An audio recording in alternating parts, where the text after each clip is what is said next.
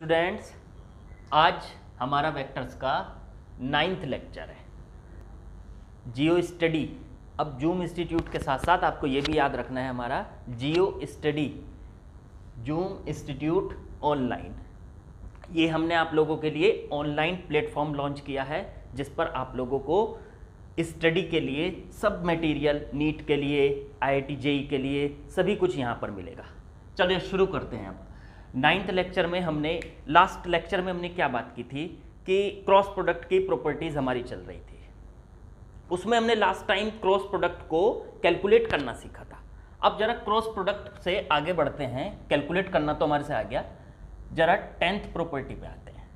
10th property ये कहती है हमारी कि अगर हमारे पास एक वेक्टर A है और दूसरा वेक्टर B है, तो इन दोनों वेक्टर्स का क्रॉस प्रोडक्ट ज्योमेट्रिकली, ये तो हमें पता चला कि एक वेक्टर है, और वो वेक्टर क्या होता है, वो वेक्टर A और B के प्लेन के परपेंडिकुलर होता है। वो प्लेन के परपेंडिकुलर ऊपर की तरफ भी हो सकता है, प्लेन के परपेंडिकुलर नीचे की तरफ भी हो सकता है। तो प्लेन के परपेंडिकुलर तो जरूर है, ऊपर की तरफ या नीचे की तरफ। लेकिन वैसे अगर हम इसको देखें तो इसकी जो आपस में क्रॉस प्रोडक्ट का जो मैग्नीट्यूड है, आपस में जो इनका मैग्नीट्यूड निकल के आता है वेक्टर करने के बाद, तो वो इनके बनने वाले A और B से बनने वाले पैरेललोग्राम का एरिया होता है। तो A और B से एक पैरेललोग्राम मैंने तैयार कर लिया, और इसका जो एरिया होगा, ये इस पैरेललोग्राम का एरिया, ये बेसिकली हमारे पास क्या होता है, ये होता है A क्रॉस B का मोड। A क्रॉस B का मोड क्या था, AB साइन थीटा, जहां थीटा क्या था, इन दोनों वेक्टर्स के बीच का एंगल। तो ये याद रखना है हमें। अब यहां से ये हमारे लिए एक नई प्रॉपर्टी हो गई कि A क्रॉस B का जो मोड है वो एरिया ऑफ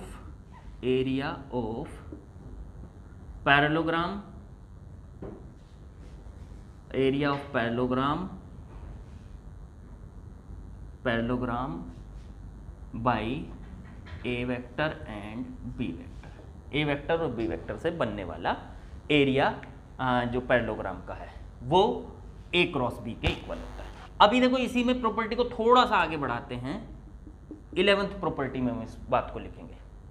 वो क्या है कि वो ये है आपका कि अगर हम सर इसका हाफ कर दें, हाफ, तो आपको पता होना चाहिए ना। देखो, मान लीजिए ये A है, ये B है। अगर हम इसको पैरेललोग्राम को कंप्लीट करें, ये पूरा एरिया आएगा। लेकिन अगर मैं इसको बीचों बीच से हाफ कर दूं, आगे का लेता ही नहीं, ये छोड़ दिया, ये छोड़ दिया, तो ये बचा ना, ये, हाँ जी ये बचा। तो ये क्या है, एरिया ऑफ ट्राइंगल। तो क्या मैं ये नहीं कह सकता, area of triangle equals to half of A cross B। A cross B का जो हाफ होगा वो एरिया ऑफ ट्राइंगल का मैग्नीट्यूड होगा। अच्छा, इससे एक बात और निकल के आई, सर इसका मतलब तो ये हुआ एरिया एक वेक्टर क्वांटिटी है। बिल्कुल, एक वेक्टर क्वांटिटी होती है एरिया। अगर आप बात करते हो, जैसे मान लीजिए आपने ये एरिया लिया, एक छोटा सा एरिया लिया DA, ये एरिया ले रखा है आपको, तो एरिया की जो डायरेक्शन होती है वो हमेशा या तो परपेंडिकुलर अपवर्ड या परपेंडिकुलर डाउनवर्ड। तो ऊपर की तरफ होगी DA एरिया की डायरेक्शन, या फिर माइनस DA की एरिया की डायरेक्शन नीचे की तरफ होगी। अच्छा, एक बात ये ध्यान रखना, एरिया की डायरेक्शन आप जिस तरफ ले लोगे पूरे क्वेश्चन में वो उसी तरफ रहनी चाहिए। मान लीजिए आप देखो, मैं उसका एक एग्जांपल देता हूं आपको। मान लीजिए ये एक बॉडी है, इस पे आपने छोटा सा एरिया यहां पे लिया, उसकी डायरेक्शन ले ली बाहर की तरफ DA एरिया की। तो ये ध्यान रखने वाली बात है हमें कि अगर इस पे आगे में यही छोटा सा एरिया लूं इसी टाइप का, तो उसकी डायरेक्शन मुझे बाहर की तरफ ही लेनी होगी। अगर मैंने उसकी डायरेक्शन अंदर की तरफ ले ली, उसी क्वेश्चन, सेम क्वेश्चन में डायरेक्शन आपकी अलग अलग नहीं होनी चाहिए, एक जैसी। जो आपने शुरुआत में ले ली थी एरिया की डायरेक्शन, वही आपको क्वेश्चन के लास्ट तक रखनी है। तो DA की डायरेक्शन बाहर की तरफ थी, अब ऐसा ना करना कि आगे जाके इसकी डायरेक्शन अंदर की तरफ कर दो DA की, तो वो भी बाहर की तरफ ही होगी।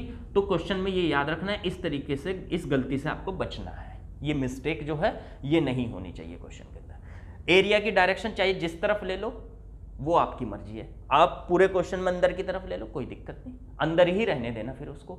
आप जब भी एरिया लोगे, छोटे छोटे एरिया आपको कहीं पे लेने पड़ जाए, मान लीजिए इंटीग्रेशन करके पूरा बड़ा एरिया निकालना है तो छोटे छोटे एरिया लेने पड़ते हैं, तो वहाँ पे आप ऐसा नहीं कर सकते कि एक छोटे से एरिया की डायरेक्शन आपने बाहर ले ली और एक अंदर ले ली, वो गलती हो जाती है। तो वो उस मिस्टेक से हमें बचना है, पूरे क्वेश्चन में एक जैसी डायरेक्शन रखनी है।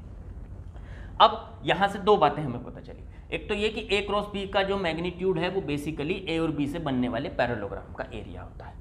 दूसरी बात हमें यहाँ से पता चली कि ये जो एरिया है क्या नाम, अगर इसका हाफ कर देते हैं पैरेललोग्राम के एरिया को, तो वहाँ से हमें ट्राइंगल का एरिया मिल जाता है, वो ए और बी से बनने वाले ट्राइंगल का एरिया मिल जाता है। अब इसको कैलकुलेट कैसे करें, तो ए और बी आपको दिए हुए होंगे, उससे ए क्रॉस बी कैलकुलेट कर लीजिए। ए क्रॉस बी कैलकुलेट करने के बाद पैरेललोग्राम का एरिया मिल जाएगा। ए क्रॉस बी का सर वो तो पूरा वेक्टर क्वांटिटी, हाँ तो वेक्टर के साथ मिल जाएगा आपको, डायरेक्शन के साथ मिल जाएगा उसका एरिया, उसकी क्या डायरेक्शन आ रही है एरिया की। अच्छा, अगर हम बात करें कि सिर्फ मैग्नीट्यूड चाहिए, तो मैग्नीट्यूड चाहिए तो कोई बात नहीं, आप उसका मैग्नीट्यूड कैलकुलेट कर लो। अभी हमने मान लीजिए for example A cross B की वैल्यू हमारी 2i cap plus J cap और माइनस का 4k कैप निकल के आई, मान लेते हैं ऐसे ही। तो ए क्रॉस बी की वैल्यू अगर ये निकल के आई तो area of triangle, area of triangle, तो एरिया ऑफ ट्राइंगल के लिए फॉर्मूला होगा हाफ ए क्रॉस बी, और एरिया ऑफ पैरेललोग्राम वो हो जाएगा ए क्रॉस बी का मैग्नीट्यूड। तो ए क्रॉस बी का मैग्नीट्यूड निकाल लो ना आप, तो वो कितना होगा, किसी भी वेक्टर का मैग्नीट्यूड कैसे निकालते थे, आई के कोफिशिएंट का स्क्वायर, फिर जे के कोफिशिएंट का स्क्वायर और के कोफिशिएंट का स्क्वायर और उसका अंडर रूट, तीनों को प्लस करें। तो ये कितना आ गया आपका 4 + 1 + 16 दैट इज 4 + 1 है ये, 4 + 1 16, तो ये आ गया अंडर रूट में 21। बोलो समझ में आई बात की नहीं। तो इस तरीके से आपने ये क्या यूज किया है, ये ए क्रॉस बी का मैग्नीट्यूड यूज किया है, यही आपका एरिया ऑफ पैरेललोग्राम है, एरिया ऑफ पैरेललोग्राम ये आपका यूज करना है। अच्छा सर, अगर हम एरिया ऑफ ट्राइंगल, तो एरिया ऑफ ट्राइंगल के लिए इसका हाफ कर दो, ए क्रॉस बी के मैग्नीट्यूड का हाफ, तो वो आ जाएगा under root 21/2, that is the area of triangle. इसको भी लिख सकते हो एरिया ऑफ ट्राइंगल, इस तरीके से आप इसको यूज कर सकते हो। अब आपकी प्रॉपर्टी नंबर 12 पे आते हैं। देखो ये ना आपको रिलेशन देता है डॉट प्रोडक्ट और क्रॉस प्रोडक्ट के बीच, इसे हम ऐसे लिख सकते हैं relation between dot product and cross product. Cross product के और डॉट प्रोडक्ट के बीच में कनेक्शन क्या है, तो कनेक्शन होता है कि ए डॉट बी, दो वेक्टर्स का डॉट प्रोडक्ट, उसका स्क्वायर कीजिए आप, ए क्रॉस बी उसके मैग्नीट्यूड का स्क्वायर कीजिए, और वो आपका ए स्क्वायर बी स्क्वायर के इक्वल आएगा। ये होता है इनके बीच में। अभी देखो इसका प्रूफ देखते हैं, ये हमें पता चलना चाहिए कि ये कैसे है। हम जानते हैं कि ए डॉट बी की value A B cos theta होती है, ए क्रॉस बी का magnitude A B sine theta होता है। एक काम करते हैं, दोनों का स्क्वायर कर लेते हैं, पहले इसका स्क्वायर करते हैं दोनों तरफ, ए डॉट बी का whole square, A square B square cos square theta. अब इस इक्वेशन का दोनों तरफ से स्क्वायर करते हैं, ए क्रॉस बी का होल स्क्वायर इक्वल्स टू में A square B square sine square theta. ये हो गया आपका। जरा इन दोनों को ऐड कर देते हैं, ये दोनों ऐड हो जाएंगी साइड, तो ए डॉट बी का होल स्क्वायर प्लस ए क्रॉस बी के मोड का स्क्वायर इक्वल्स टू में A square B square common ले लीजिए, अंदर रह जाएगा कोस square theta plus sign square theta. Cos square theta plus sign square theta की वैल्यू क्या होती है 1, तो यहाँ पे आ जाएगा ए स्क्वायर बी स्क्वायर, यही ए डॉट बी का होल स्क्वायर प्लस ए क्रॉस बी का होल स्क्वायर इन दोनों के सम की वैल्यू हो जाती है ए स्क्वायर प्लस बी स्क्वायर। ये पॉइंट भी हमें याद रखना। कभी कभी क्या होगा कि हमें मान लीजिए उसने ए डॉट बी के बारे में दिया, ए डॉट बी की वैल्यू दी है और ए और बी का मैग्नीट्यूड दिया है, तो क्या हम रख के इसमें डायरेक्टली ए क्रॉस बी का मैग्नीट्यूड नहीं निकाल सकते? फॉर एग्जाम्पल देखते हैं इसका एक। मान लीजिए उसने हमें दिया है कि देखो ए का मैग्नीट्यूड 3 है, बी का मैग्नीट्यूड 2 है, ए डॉट बी की वैल्यू आपकी 6 है। तो कैलकुलेट करो ए क्रॉस बी का मैग्नीट्यूड। तो ठीक है, एक काम कर लेते हैं, ए क्रॉस बी का मैग्नीट्यूड का स्क्वायर ए डॉट बी का स्क्वायर और इक्वल्स टू में ए स्क्वायर बी स्क्वायर। चलो ए क्रॉस बी की वैल्यू तो हमें मैग्नीट्यूड इसका तो हमें चाहिए, ए डॉट बी 6 का होल स्क्वायर। अब देखना जरा यहाँ पे, इधर आएगा ये ए की वैल्यू 3 का स्क्वायर, बी की वैल्यू 2 का स्क्वायर, इनटू में 2 का स्क्वायर। अभी इसको ए क्रॉस बी का होल स्क्वायर इक्वल्स टू, उधर जाएगा तो ये बन जाएगा इधर तो 6 का स्क्वायर 36, उधर जाके 36, ये कितना बन जाएगा 9 इंटू 4, ये भी 36 माइनस 36, आंसर आ गया जी। तो यहाँ से ये बात हमें पता चली कि ए क्रॉस बी का जो मैग्नीट्यूड है वो 0 आ रहा है, यही आपका आंसर हो जाता है। प्रॉपर्टी नंबर 13 पे आते हैं। देखो क्रॉस प्रोडक्ट की मैं इसको लास्ट प्रॉपर्टी कहूँगा आपको।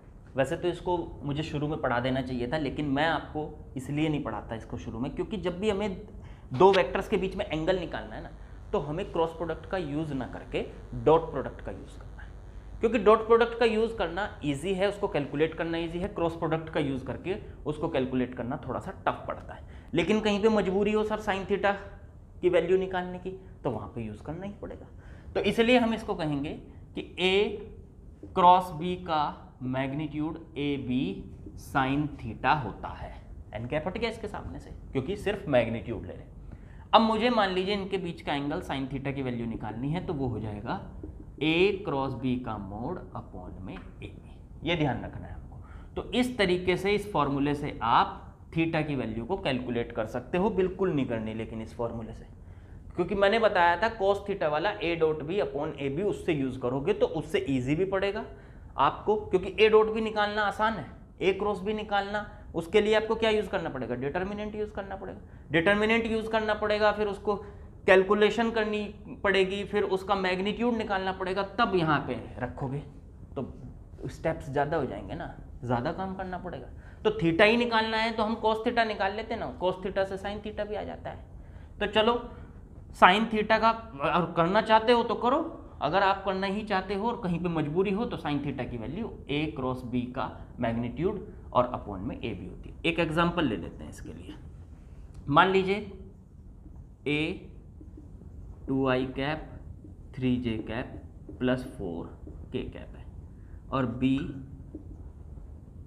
माइनस 2i कैप माइनस का 3j कैप और माइनस का 4k कैप। अब इसको इनके बीच का एंगल कैलकुलेट करना है, तो एंगल कैलकुलेट तो सर डॉट प्रोडक्ट से करें, डॉट से तो कर लिया आपने, एक बार क्रॉस से करके देखते हैं। तो चलो क्रॉस से करके देखते हैं। तो ए क्रॉस बी निकाल लें इसका, तो ए क्रॉस बी का मैग्नीट्यूड, या ए क्रॉस बी निकालो सर, मैग्नीट्यूड की बात ए क्रॉस बी निकाले तो आई कैप जे कैप और के कैप, सर इनको तो फिक्स कर देना है।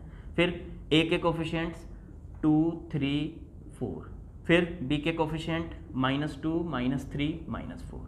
जरा इनको कैलकुलेट कर लेते हैं। मैंने बताया था आई लिख लो पहले, थोड़ा सा गैप देके, जे लिख लो, थोड़ा सा गैप देके के लिख लो। छोटे छोटे पहले प्लस फिर माइनस फिर प्लस, छोटे छोटे 3 डिटर्मिनेंट बना दीजिए। इन तीनों डिटर्मिनेंट में पहले आई वाली रो और कॉलम को काट दो, 3 4 -3 -4।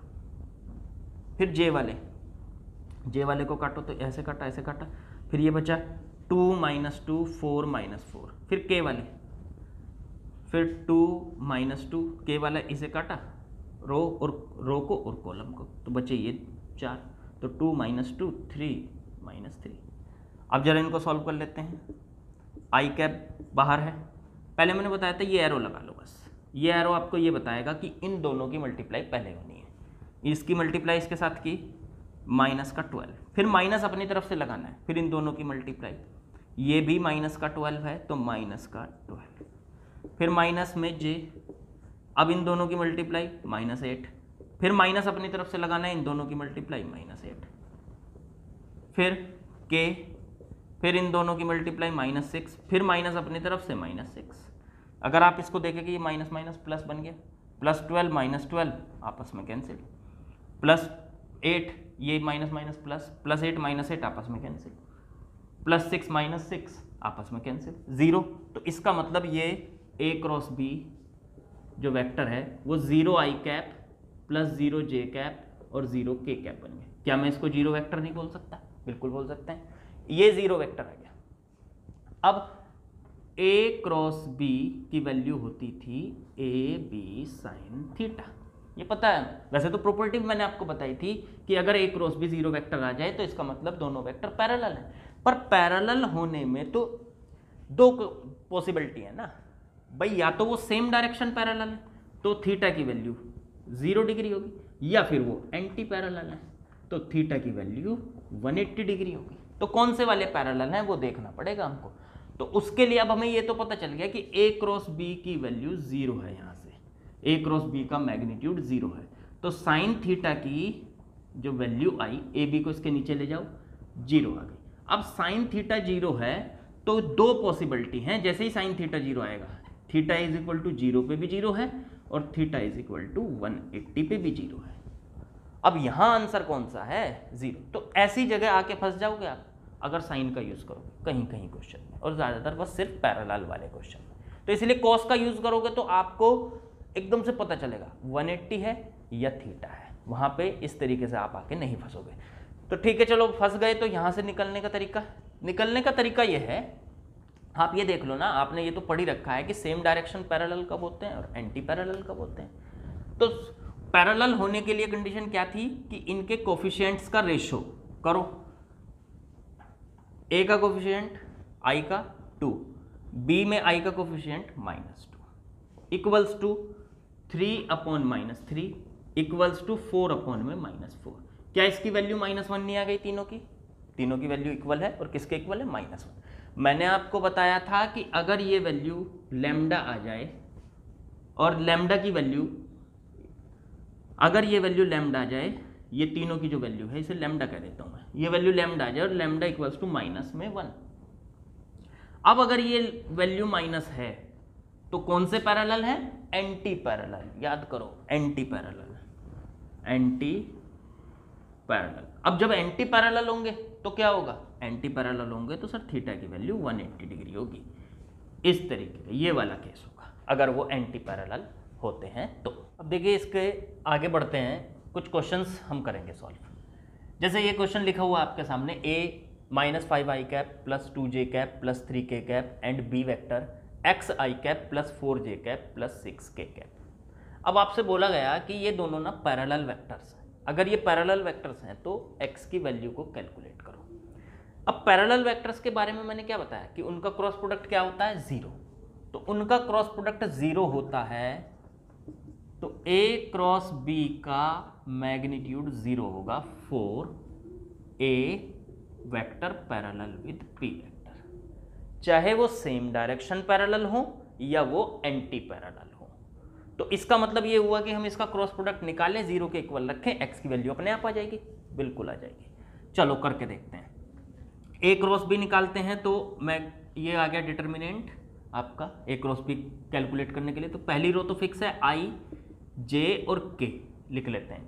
फिर a क्रॉस b निकाल रहे हैं तो a के कोफिशिएंट -5, फिर 2, फिर 3, फिर b के कोफिशिएंट x, फिर 4 और फिर 6।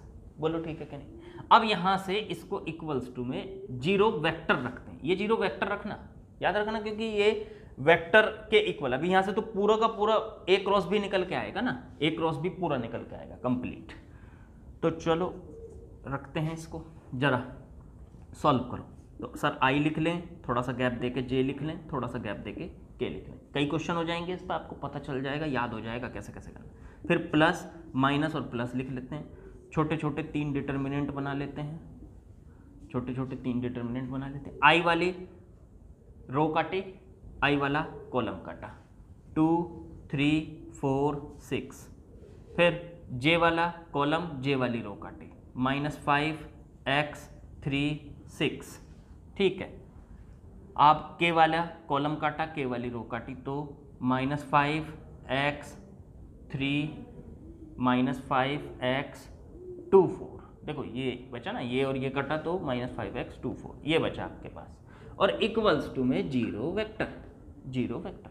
अब इसको क्या करें, आई कैप को बाहर रखते हैं, एरो ऐसे लगाओ, इससे ये याद रहेगा इन दोनों की मल्टीप्लाई पहले होनी है। इसकी मल्टीप्लाई इसके साथ 12, माइनस इसकी मल्टीप्लाई इसके साथ 12, माइनस जे इसकी मल्टीप्लाई इसके साथ माइनस का 30, फिर माइनस इसकी मल्टीप्लाई इसके साथ 3x, फिर के कैप इसकी मल्टीप्लाई इसके साथ माइनस का 20, फिर माइनस इसकी मल्टीप्लाई इसके साथ 2x, और इक्वल्स टू में 0 वेक्टर।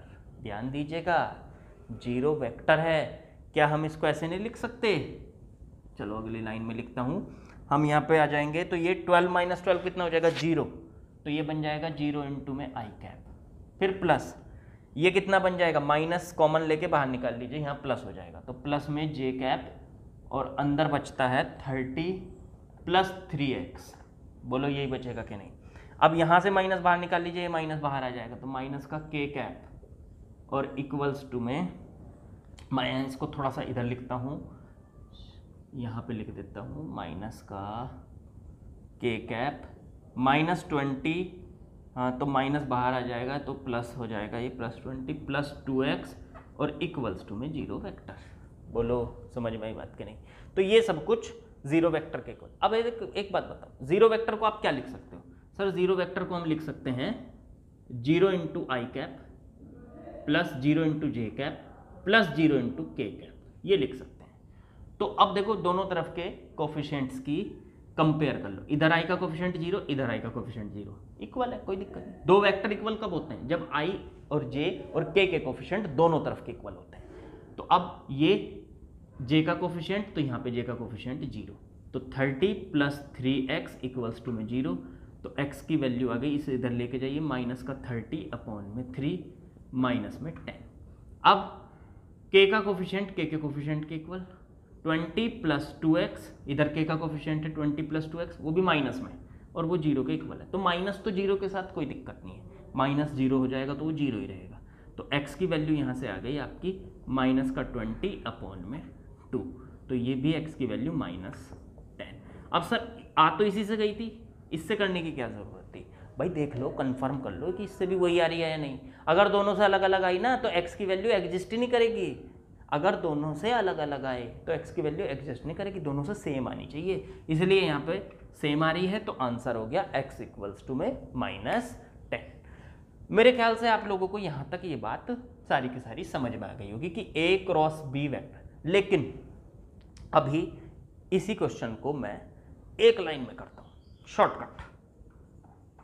सर इतना बड़ा बताने की क्या जरूरत थी? बताने की जरूरत तो सब कुछ है, बस ये है कि शॉर्टकट हमें तब याद रहते हैं जब हमने सभी कुछ बेसिक्स पढ़ा हो।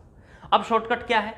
सर हमने एक चीज और भी तो पढ़ी थी कि a और b जो दो वेक्टर हैं, अगर वे आपस में पैरेलल होंगे तो उनके कोफिशिएंट्स का रेशो सेम रहता है।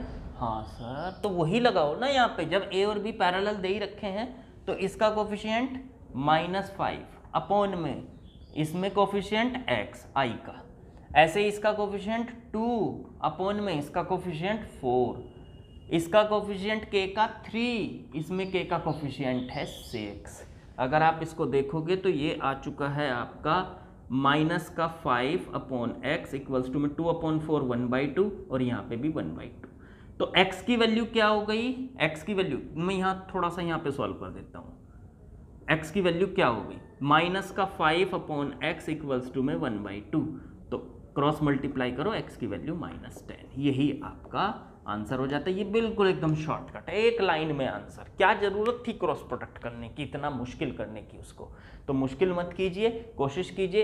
एक ही कॉन्सेप्ट के कोई ये नहीं, एक ही कॉन्सेप्ट पढ़ रखा हमने, बहुत सारे कॉन्सेप्ट पढ़ रखे हैं। जिससे आसान होता है, जिससे हमको वो ईजी लगे, जिससे कैलकुलेशन बहुत कम हो जाए, वो काम करेंगे ना। टाइम कम होता है हमारे पास कॉम्पिटिटिव एग्जाम्स में, तो कॉम्पिटिटिव एग्जाम्स में कर रहे हैं तो मेथड से कोई फ़र्क नहीं पड़ता। हाँ, अगर आप 11th में हैं तो फिर मेथड्स आप कोई भी यूज़ कर सकते हो, फिर आपकी मर्जी है। बड़ा मेथड यूज़ करोगे तो वहाँ पे अच्छी बात है।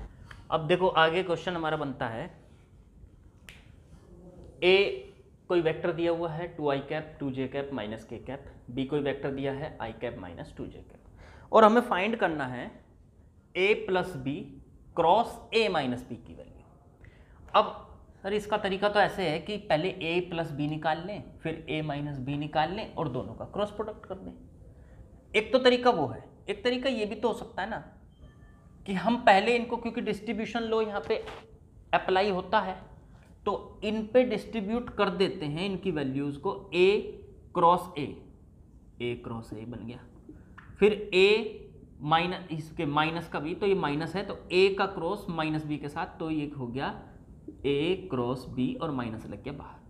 फिर अब b की मल्टीप्लाई a के साथ तो प्लस में b क्रॉस a, और फिर b की मल्टीप्लाई b के साथ तो माइनस में b क्रॉस b। बोलो समझ में आई बात करें? तो ये इनकी आपस में मल्टीप्लाई करके, अभी हमने ये प्रॉपर्टी पढ़ी थी कि a क्रॉस a की वैल्यू 0 होती है। कैसे सर?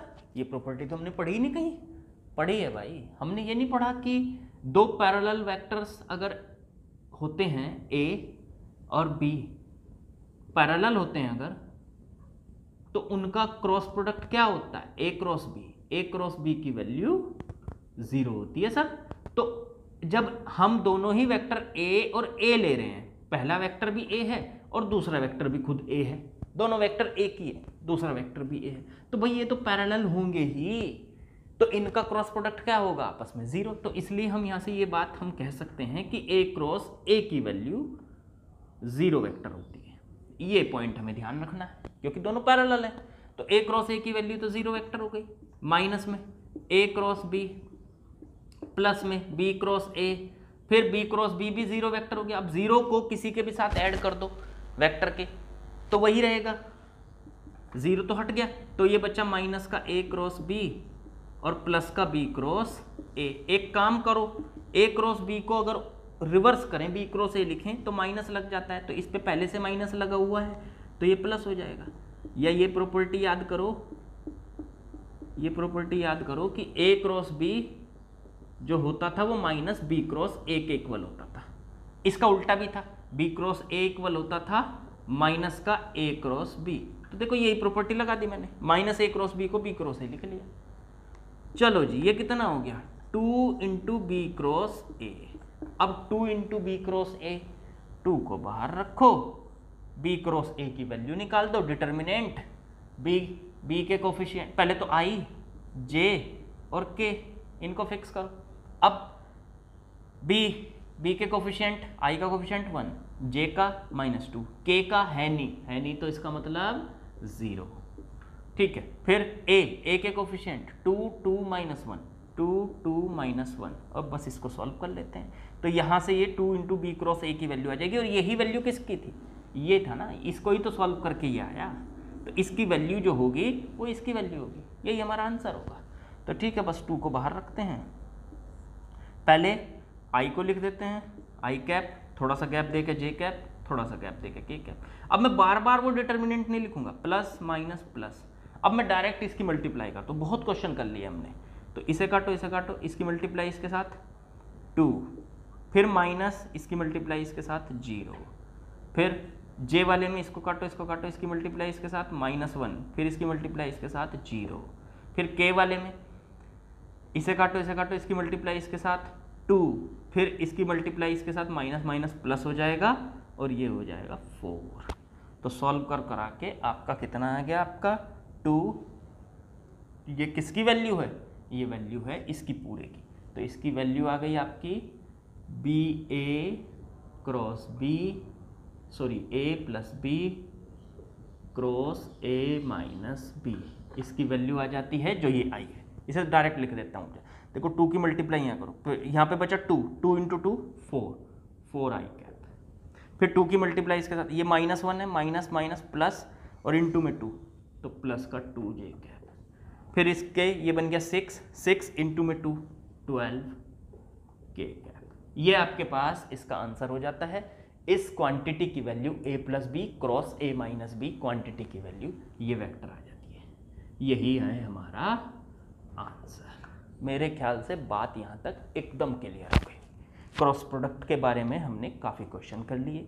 क्रॉस प्रोडक्ट क्या होता है, ज्योमेट्रिकली क्या होता है, वो सारी चीज़ें हमने यहाँ पर कंप्लीट कर ली। तो बच्चों, आप लोगों को हमारी वीडियोस कैसी लगी ये कमेंट करके आप ज़रूर बताइएगा। हमारे चैनल को सब्सक्राइब करिए और बेल आइकन को भी ज़रूर दबा दीजिए ताकि आपको वीडियोस नोटिफिकेशन एकदम टाइम पे मिल जाए।